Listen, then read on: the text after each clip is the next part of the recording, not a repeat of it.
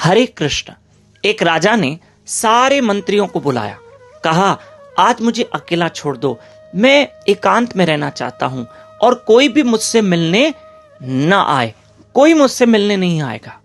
और अगर बहुत ही इमरजेंसी है तो मेरे दरवाजे के नीचे एक चिट्ठी डाल दो और उस व्यक्ति का नाम लिखो जो मुझसे मिलने आया है, तब मैं उस चिट्ठी को पढ़ूंगा और अगर उस व्यक्ति का मुझसे मिलना या मेरा उससे मिलना बहुत जरूरी है तो ही हम उस व्यक्ति को अंदर आने देंगे, अन्यथा कोई मुझसे नहीं मिलेगा।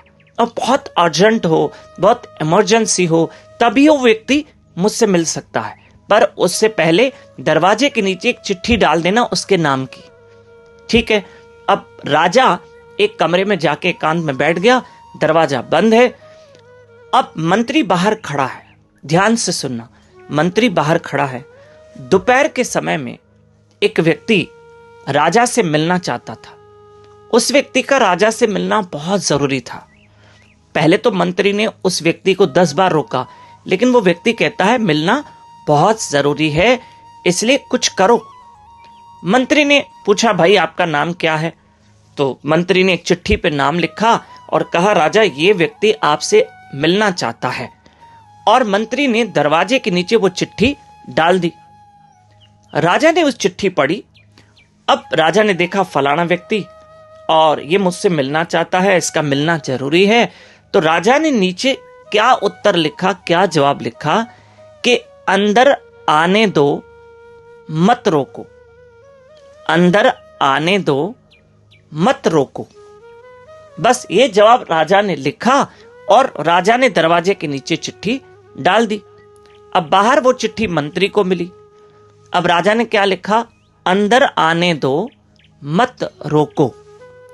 लेकिन मंत्री ने क्या पढ़ लिया, अंदर आने दो मत रोको, अंदर आने दो मत, अर्थात इसको अंदर आने नहीं देना, इसको मत आने देना अंदर, अंदर आने दो मत रोको।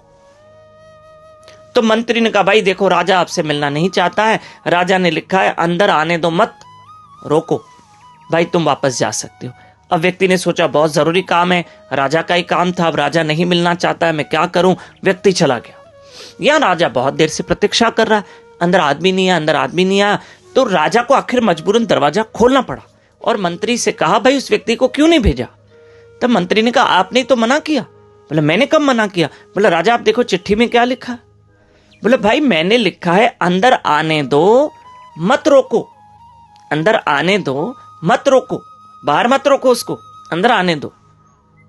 तो राजा मैंने तो ऐसे पढ़ा कि अंदर आने दो मत रोको।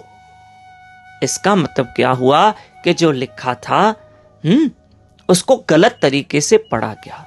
कभी कभी इंसान की सोच और समझ में थोड़ा सा अंतर हो जाता है। हाँ, गलतफहमियां कहां से पैदा होती है? जब दो इंसान के सोच में अंतर हो, जब दो मनुष्य की समझ में अंतर हो, वहीं से गलतफहमी पैदा होती है। और सोच एक हो, समझ एक हो, तो वहां गलतफहमी नहीं हो सकती। हमारे गुरु महाराज ये प्रसंग बताते हैं। लेकिन इस बीच में बताएं कि 4 फरवरी 5 फरवरी हम 2 दिन पिंपरी शहर में हैं, पूना के पास महाराष्ट्र में। 2 दिन की सत्संग है, शाम को 6 बजे साईं गोविंदराम झूलेलाल मंदिर पिंपरी।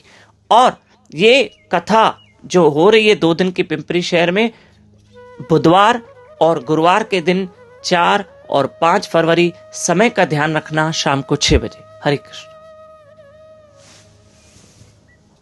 और हाँ, हमारे गुरु महाराज बापूजी सरकार के पावन प्रवचन द्वारिका धाम में हैं। 4 फरवरी बुधवार के दिन शाम को 6 बजे ये प्रवचन होने जा रहे हैं ग्रैंड द्वारका होटल के पीछे। मुख्य मंदिर जो द्वारकाधीश भगवान का मंदिर है, उसी मार्ग पे आगे जाके है गौशाला हॉस्पिटल, नाम ही है गौशाला हॉस्पिटल में। वहीं पर बापूजी के पावन प्रवचन है, बड़ी गौशाला है, वहां बापूजी के पावन प्रवचन है और महाप्रसाद भी है। 4 तारीख फरवरी बुधवार के दिन शाम को 6 बजे। हरे कृष्ण।